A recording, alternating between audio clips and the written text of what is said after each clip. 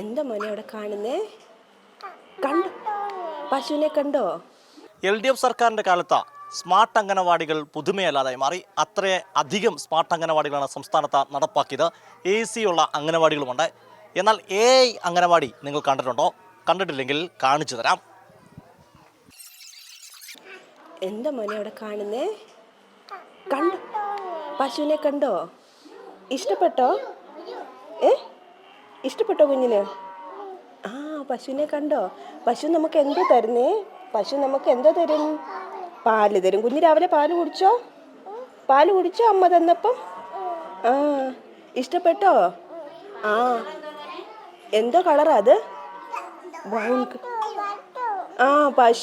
പശു നമ്മൾ ഇംഗ്ലീഷിൽ എന്താ പറയുന്നേ? കൗ. അപ്പോൾ കൗ നമുക്ക് എന്തോ തരുന്നേ? പാല്. കുടിച്ചോ രാവിലെ? ഇഷ്ടപ്പെട്ടോ? എന്തിനാ കാണുന്നേ? ആടുബൊമ്മ എന്തോ എടുക്കുവോ അവിടെ? നോക്കിയേ, ആടുബൊമ്മയുടെ കൊമ്പ് കണ്ടോ? ആട് നമുക്ക് എന്ത് തരും? പാല് തരും അല്ലേ? പിന്നെ ആട് എന്തോ കഴിക്കുന്നേ? പുല്ല് കഴിക്കും അല്ലേ?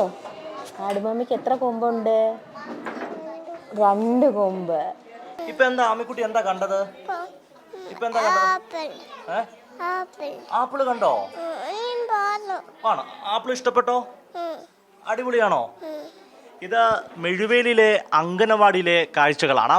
അംഗനവാടിയിലെ കാഴ്ച എന്ന് പറയുമ്പോൾ വെർച്വൽ റിയാലിറ്റി നമ്മുടെ സർക്കാർ സ്ഥാപനമായ അംഗനവാടിയിലേക്ക് എത്തിയിരിക്കുകയാണ്. അപ്പം ശാന്തി ടീച്ചറാണ് കുഞ്ഞുങ്ങൾക്കിത് പറഞ്ഞു കൊടുത്തിടുന്നത്. ടീച്ചറിനോട് ചോദിക്കാം, ടീച്ചറെ ഈ വെർച്വൽ റിയാലിറ്റി എങ്ങനെയാണ് കുട്ടികളെ സഹായകരമാകുന്നത്? കുട്ടികൾക്ക് ഒരുപാട് കാര്യങ്ങൾ ഓർത്ത് വയ്ക്കാൻ പറ്റും.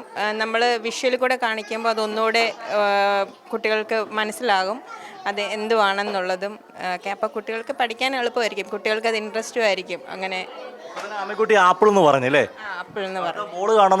ബോൾ കാണണമെന്ന് പറയുന്നത് ഇഷ്ടമാകും, കുട്ടികൾക്ക് ഇഷ്ടമാകും. ഇഷ്ടപ്പെട്ടോ?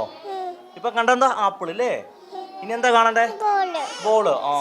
ഇതാണ് ഈ വെർച്വൽ റിയാലിറ്റി കുട്ടികളിലേക്ക് എത്തുമ്പോഴുള്ള പ്രയോജനം. കാരണം ഇപ്പം അത് രക്ഷിതാക്കളൊക്കെ ഉണ്ട്. ഇന്ന് അതിൻ്റെ ഉദ്ഘാടന ചടങ്ങാണ്.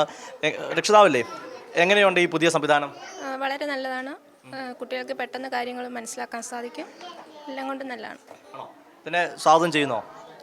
സ്വാഗതം ചെയ്യുന്നു. ഇപ്പം മറ്റൊരു അങ്ങനെയുള്ള ടീച്ചറുണ്ട്. ടീച്ചർ ഇവിടെയാണ്, മെഴുവേലിലാണ് തുടക്കം കുറിക്കുന്നത്. ഇതെങ്ങനെയാണ് നിങ്ങളൊക്കെ ഇതിനെ നോക്കിക്കാണുന്ന പദ്ധതി? നല്ലൊരു പദ്ധതിയായിട്ടാണ് ഇത് നമുക്ക് മനസ്സിലാകുന്നത്. കുഞ്ഞുങ്ങൾക്ക് പഠിക്കാനും നല്ല എളുപ്പം. ഇപ്പം തന്നെ എൻ്റെ ഒരു മോളാണത്. സംസ്ഥാനത്ത് ഇങ്ങനൊരു പദ്ധതി ആദ്യമായി നടപ്പാക്കുന്നത് പന്തളം ബ്ലോക്ക് പഞ്ചായത്താണ്. അപ്പം ബ്ലോക്ക് പഞ്ചായത്തിൻ്റെ അധ്യക്ഷൻ കൂടിയായിരിക്കുന്ന BS അനീഷ് മോൻ block panchayat പ്രസിഡൻ്റാണ്.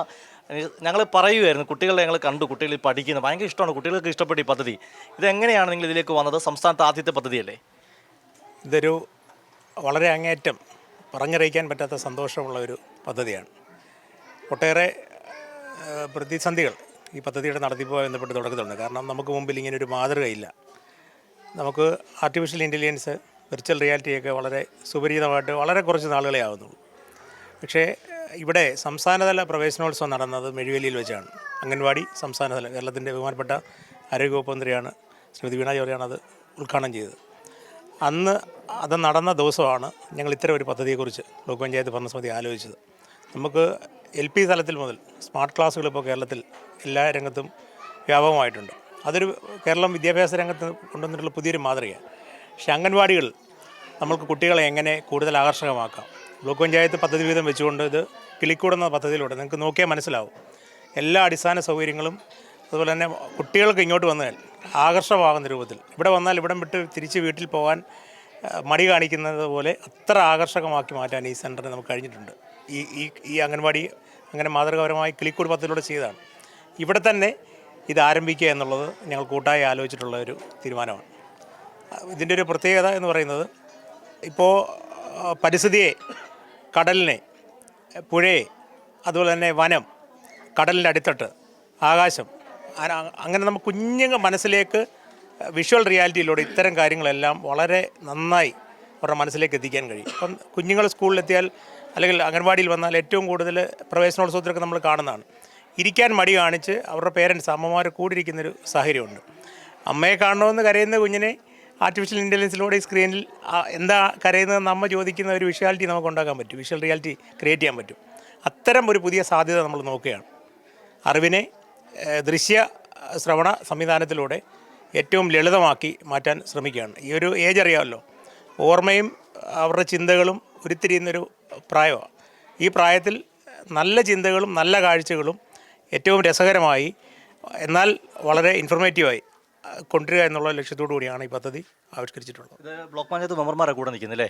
Vice president Aswathy ഉണ്ട്. ഒരൊറ്റ ചോദ്യം, ഇപ്പോൾ നാളെ ഇപ്പോൾ ഉടൻ തന്നെ ഇലക്ഷൻ ഡിക്ലറേഷൻ വരുമല്ലോ, ഇപ്പോൾ പ്രസംഗിക്കേണ്ടി വരുന്നില്ല. ഞങ്ങൾ ഇന്നതൊക്കെ നടപ്പാക്കിയത് ഈ 12 ബ്ലോക്ക് നടപ്പാക്കിയ ഒരു 10 പദ്ധതി അല്ലെങ്കിൽ 5 പദ്ധതിയെങ്കിലും ഏതൊക്കെയാണ് ജനങ്ങളുടെ മുമ്പിൽ അഭിമാനപൂർവ്വം അവതരിപ്പിക്കാൻ സാധിക്കുന്നത്?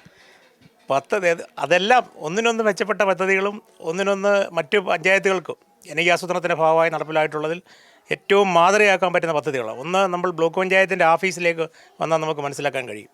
മാലിന്യം അല്ലെങ്കിൽ കൂട്ടിയിട്ട് കത്തിക്കുന്ന ഒരു കോമ്പൗണ്ടായിരുന്നു ബ്ലോക്കിൻ്റെ കോമ്പൗണ്ട്. എനിക്ക് മുമ്പ് ബ്ലോക്ക് പഞ്ചായത്തിൻ്റെ പ്രസിഡന്റ് ചുമതല വഹിച്ച ശ്രീ പോൾരാജനാണ്. അദ്ദേഹത്തിൻ്റെ ഭരണസമിതിയുടെ നേതൃത്വത്തിലാണ് അവിടെ മാലിന്യം കൂട്ടിയിട്ട് അല്ലെങ്കിൽ ഡംപ് ചെയ്യുന്ന ഒരു കോർണർ ഇന്ന് ഏറ്റവും ആകർഷകമായ 12 ലക്ഷം രൂപ വിനിയോഗിച്ചുകൊണ്ട് ഏറ്റവും ആകർഷകമായ ശിശു സൗഹൃദ പാർക്കാക്കി മാറ്റി. 1 രൂപ പോലും ഫീസ് വാങ്ങാതെ ഒരു തദ്ദേശഭരണ സ്ഥാപനത്തിൻ്റെ മുറ്റത്ത്, എനിക്ക് തോന്നുന്നു മറ്റിടത്തെങ്ങും ഇല്ല അങ്ങനെ, തദ്ദേശഭരണ സ്ഥാപനത്തിൻ്റെ മുഖമായി മാറിയിട്ടുള്ള ഒരു ചിൽഡ്രൻസ് പാർക്ക് നമുക്കുണ്ട്. ഇത് അതിലേറ്റവും ഒടുവിലത്തെയാണിത്.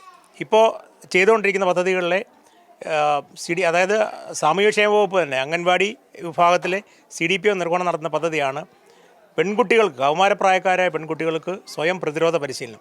138ലധികം പെൺകുട്ടികളാണ് ആഴ്ചയിൽ 2 ദിവസം തികച്ചും സൗജന്യമായി കരാട്ടെ കുങ്ഫു പരിശീലനം. അത് ബ്ലോക്ക് പഞ്ചായത്തിൻ്റെ സ്ത്രീ ശാക്തീകരണ കേന്ദ്രത്തിൻ്റെ ഹാളിൽ വെച്ച് നടപ്പിലാകുന്നത്. ഈ ഭരണസമിതിയുടെ കാലത്താണ് അത്തരം ഒരു സ്ത്രീ ശാക്തീകരണ ഹാള് പബ്ലിക്കിന്, പൊതുജനങ്ങൾക്ക് ഉപയോഗിക്കാൻ കഴിയുന്ന രൂപത്തിലുള്ള ഒരു പുതിയ ഹാള് തന്നെ നിർമ്മിക്കാൻ കഴിഞ്ഞിട്ടുള്ളത്. അതുപോലെ നമുക്ക് പൂട്ടിപ്പോയിട്ടുള്ള ക്യാൻറ്റീൻ നമുക്ക് പുനരുജ്ജീവിപ്പിക്കാൻ കഴിഞ്ഞിട്ടുണ്ട്. ഒട്ടേറെ പദ്ധതികൾ, എണ്ണിയാടുള്ളക്കാത്ത പദ്ധതികൾ. ഇപ്പോൾ ഷീപ്പാട് സ്കൂളുകളിലേക്ക് പോയി കഴിഞ്ഞാൽ നമ്മൾ ഷീപ്പാട് പദ്ധതി കൊണ്ടുവന്നു. വനിതാ ജിം നമുക്ക് ആരോഗ്യവകുപ്പിൽ വനിതകളാണ് ഓർമ്മിപ്പിക്കുന്നത്. അവർ അതിൻ്റെ ഭാഗമായതുകൊണ്ട് പെട്ടെന്ന് നമ്മളെ വിട്ടുപോകുന്ന കാര്യങ്ങൾ അവർ നമ്മളെ ഓർമ്മിപ്പിക്കുകയാണ്. തുമ്പോൺ CHSC കേന്ദ്രീകരിച്ച് 1 വർഷത്തിലധികമായി നമുക്ക് വനിതാ ജിമ്മുണ്ട്. അതിനോടൊപ്പം സുംബെ ഡാൻസ് ഉൾപ്പെടെ. കഴിഞ്ഞ ദിവസം നിങ്ങൾ മാധ്യമപ്രവർത്തകർ കണ്ടിട്ടുണ്ടാവും, വല്ലന CHSC ഉദ്ഘാടനത്തിന് അവരുടെ ഒരു ഡെമോ ഉണ്ടായിരുന്നു. അവിടുത്തെ പാർട്ടിസിപ്പൻസ് വന്നിട്ട് പരസ്യമായിട്ട് ആ ഡെമോ നടത്തി. ബ്ലോക്കിന്റെ സ്വന്തം പദ്ധതി മാത്രമല്ല, ഈ വല്ലന CHSന്റെ തന്നെ അവിടെ തന്നെ ബ്ലോക്കിന്റെ ഇടപെടൽ, വേഗത്തിൽ പണി പൂർത്തിയാക്കുക, ഇതെല്ലാം അഭിമാനകരമായ പദ്ധതികൾ. ഏറ്റവും അഭിമാനകരമായ പദ്ധതിയാണ്. സംസ്ഥാന സർക്കാർ ഫണ്ട് തരുമ്പോൾ അതിനെ വളരെ വേഗത്തിൽ നിർവഹണം നടത്തുന്നതിന് ഇവരുടെ എല്ലാം കൂട്ടായ വിശ്രമരഹിതമായ പരിശ്രമം ഉണ്ടായിട്ടുണ്ട്, ഉദ്യോഗസ്ഥരെ ഉൾപ്പെടെ. പദ്ധതികൾ പറയുമ്പോൾ ഇനി ഒട്ടനവധി ഉണ്ട്. ഒറ്റ ചോദ്യം കൂടെ പറഞ്ഞ് അവസാനിപ്പിക്കാമേ. ഈ നിങ്ങളൊരു ടീമാണല്ലോ, ഇപ്പം പ്രസിഡന്റ് പറഞ്ഞു, സത്യത്തിൽ ഇനിയിപ്പം മത്സരത്തെ പറ്റിയല്ല, അഭിമാനത്തോടാണോ പടിയിറങ്ങുന്നത് ഈ ഒരു ഭരണം? തീർച്ചയായും അഭിമാനത്തോട് തന്നെയാണ് പടിയിറങ്ങുന്നത്. 100% ഞങ്ങളെല്ലാവരും ബ്ലോക്ക് പഞ്ചായത്ത് ഭരണസമിതി എന്ന നിലയിൽ ആത്മാർത്ഥമായി പരിശ്രമിച്ചിട്ടുണ്ട്. അപ്പോൾ വീണ്ടും വരുന്ന എല്ലാവർക്കും ജനപ്രതിനിധിയായി തെരഞ്ഞെടുത്താൽ ഇനിയും വരുന്നവർക്കും ഇത് ഏറ്റെടുത്ത് നടത്താൻ കഴിയട്ടെ എന്ന് ആശംസിക്കുകയാണ്. 12 ബ്ലോക്ക് പഞ്ചായത്തിൻ്റെ നമ്മുടെ ഒരു വാർത്തയുടെ ഒരു ലാസ്റ്റ് ഘട്ടം എന്ന് പറയുന്നത് എല്ലാ ആളും ബ്ലോക്ക് പഞ്ചായത്ത് മെമ്പറുകളും എല്ലാ മെമ്പർമാരും പ്രസിഡന്റ് ഉൾപ്പെടെയുണ്ട്. ഇതൊരു ടീം വർക്കിൻ്റെ വിജയമാണ് ഇന്ന് അംഗനവാടിയിൽ ഉൾപ്പെടെ എല്ലായിടത്തും കാണാൻ സാധിക്കുന്നത്. ക്യാമറമാൻ അഖിലേഷ് കുടുംബനൊപ്പം സുജിറ്റി ബാബു, കൈരളി ന്യൂസ്, പത്തനംതിട്ട.